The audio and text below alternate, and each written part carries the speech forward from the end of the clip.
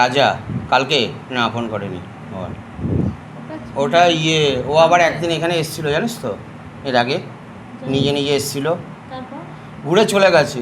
দেখতে এসছি হ্যাঁ কত দূর দিয়ে দেখতে এসছি ওইখান থেকে ওর বাড়ি কোথায় জানিস? কালীর হোটেলের কাছে। সে যেখানেই থাকুক না ওখানে বাড়ি, ওরই পাশে বাড়ি, চাঁদপাড়া বলেছে সেটা জানি।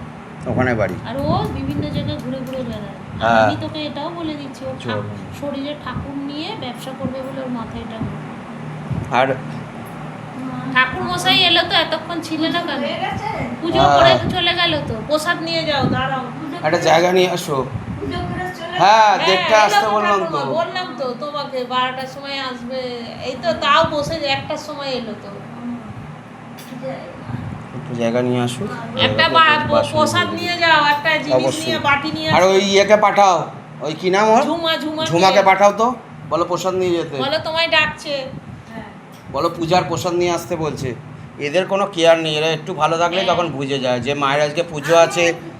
ওইখানে বসেই রয়েছি, আমি কাশি ঘন্টা বাজানো শব্দ পাইনি, আমি ভাবছি ঠাকুর বাজলো তো, বেজেছে। বেজেছে, তুমি শুনতে পাওনি। এবার আমি ওখানে বসে রয়েছি।